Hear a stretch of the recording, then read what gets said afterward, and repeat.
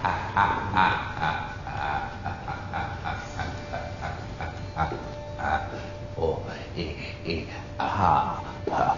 he, ha.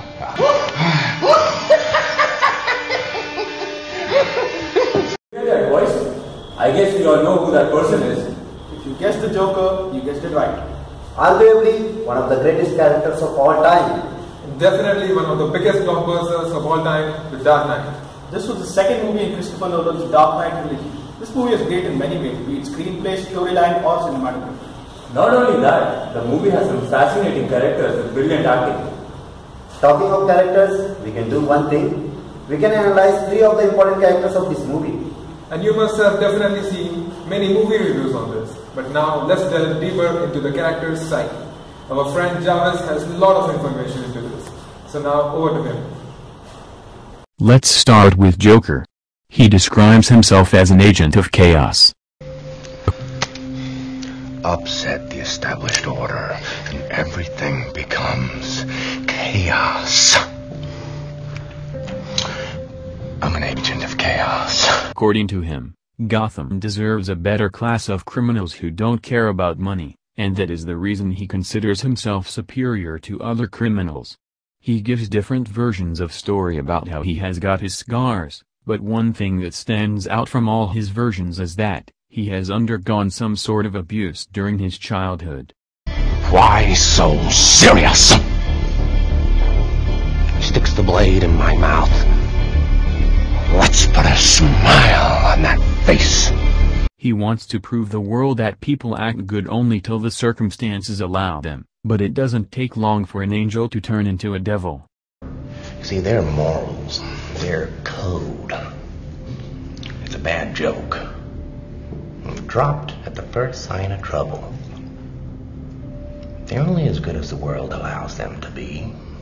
I'll show you. When the chips are down, these civilized people, they'll eat each other. However, there are some gaps or mismatches in the way he describes himself and what he actually does. Your plan. Do I really look like a guy with a plan? Whereas in reality, he makes meticulous and elaborate plans. The very first scene of the movie is a good example of how well he can plan things. What happens to the rest of the guys? I believe whatever doesn't kill you simply makes you stranger.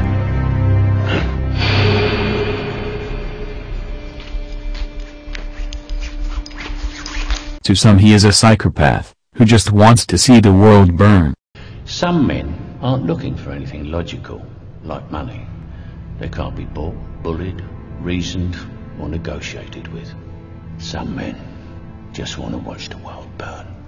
He is a man with no rules. To some others, like people in the mob, he is just someone who wears cheap suit and makeup. But when he meets them, he is in a bright suit and tells them. Oh, and by the way, the suit, it wasn't cheap.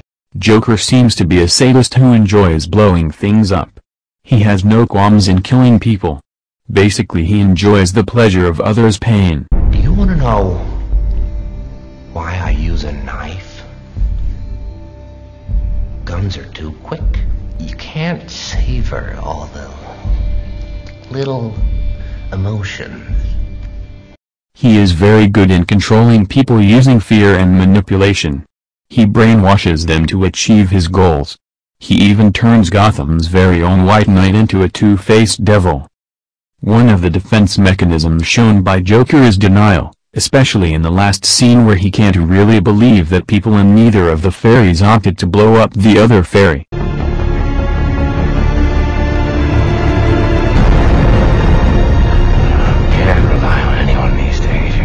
Everything yourself, don't we? That's okay, I came prepared. He also seems to display rationalization when he starts giving logical reasons for the death of Rachel. I don't want there to be any hard feelings between us, Harvey. When you and, Rachel were being abducted, I was sitting in Gordon's cage. Now, I didn't rig those charges. Your man. Your plan. There doesn't seem much to analyze when it comes to his social life. Throughout the movie, Joker seems to be a loner. There are many instances where he asks people how it feels to be all alone. He also tells Batman that he has nothing to threaten him with. You have nothing to threaten me with. Nothing to do with all your strength. One of the mob leader once says to Batman about the Joker that he has no friends. Where is he? I don't know where he is. He found us. He must have friends. Friends?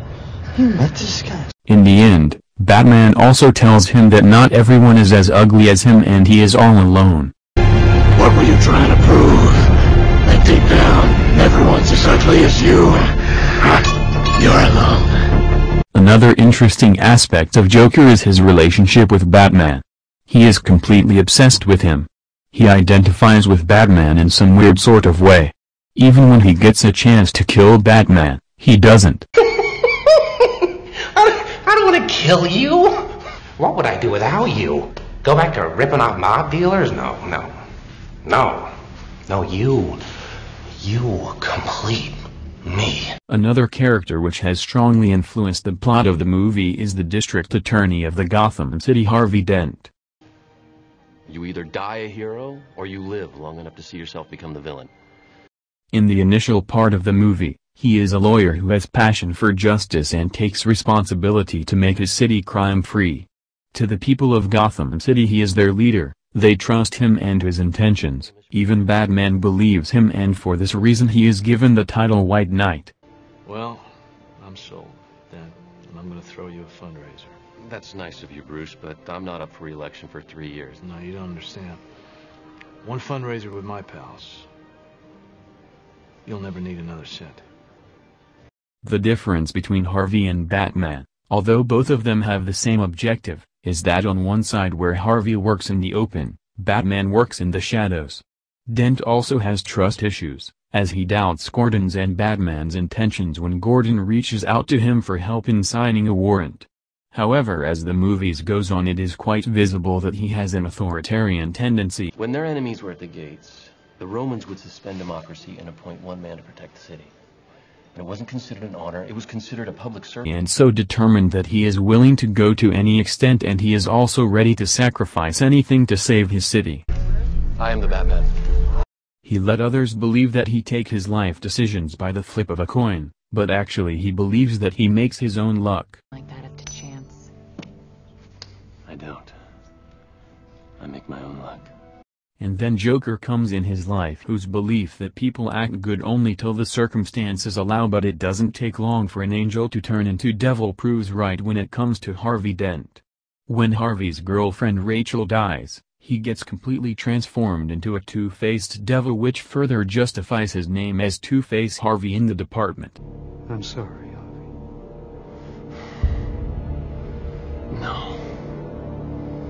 No, you're not. The death of Rachel shatters his ideas of true justice, and which leads to his moment of self-actualization that he too, like others, can kill people. I swear to God, I didn't know what they were going to do to you. That's funny. Because I don't know what's going to happen to you either. Now, he blames Gordon for Rachel's death, which the Joker has manipulated him into believing when, in fact, the entire thing was Joker's maneuver. He then kills 5 policemen who worked with Gordon, suspecting everyone of being a traitor who picked up Rachel, leading to her death. To avenge Rachel's death, he kidnaps Gordon's family and gives him choice whom to kill first. He does this to make Gordon feel the same pain which he felt. He rationalizes all of the above by pretending that he leaves everything to chance. On the other hand, Batman is on the other end of the spectrum. He believes in the goodness of people and wants to inspire hope in Gotham's public.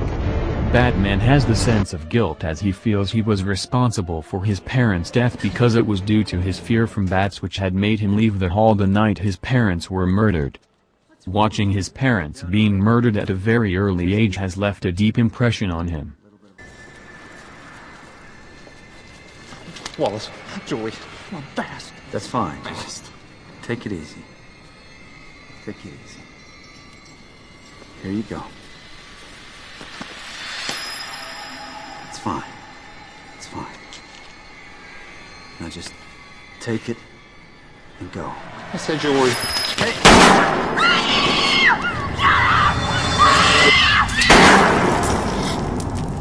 Since then, he decided to clean up the city and be a vigilante without being a murderer.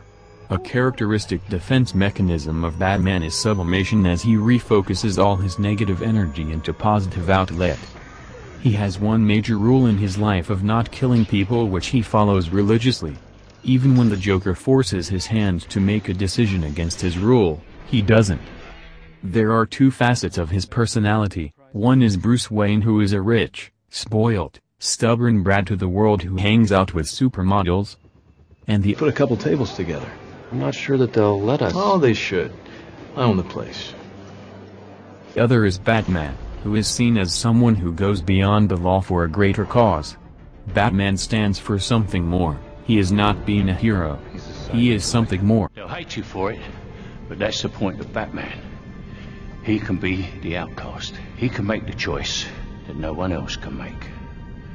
The right choice. We all have our fears. But Bruce Wayne, rather than being feared, chose to embrace his fear of bats. He wanted the criminals of the city to share his fear of bats, and hence he decides to become a masked vigilante. He identifies with this idea so deeply that eventually it becomes a part of his identity. This is a classic example of introjection. Batman is more or less very true to his identity, still there are a few gaps. He believes that there is going to come a day when Gotham will no longer need Batman. However, he himself needs Batman as much as Gotham needs Batman, which was correctly pointed out by his ex-girlfriend. When I told you that if Gotham no longer needed Batman, we could be together, I meant it. But now I'm sure the day won't come when you no longer need Batman. Throughout the movie, Joker has been trying very hard to provoke Batman to break his rule. But in the end, Batman turns out to be incorruptible, even though he had a few weak moments during the chaos created by Joker. This is what happened. I think you and I are destined to do this forever. There are very few people close to Batman who know his true identity, which shows that he doesn't trust people easily. Alfred is his butler, who raised Batman after his parents' death. He knows him better than anyone else. Rachel is his childhood friend and the love of his life.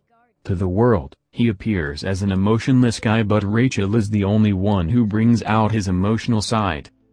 Lucius Fox is the one who runs Wayne Enterprises and provides him with sophisticated equipment. Even though Fox has apprehensions about some of his plans, he shares Batman's ideology of cleaning up the city.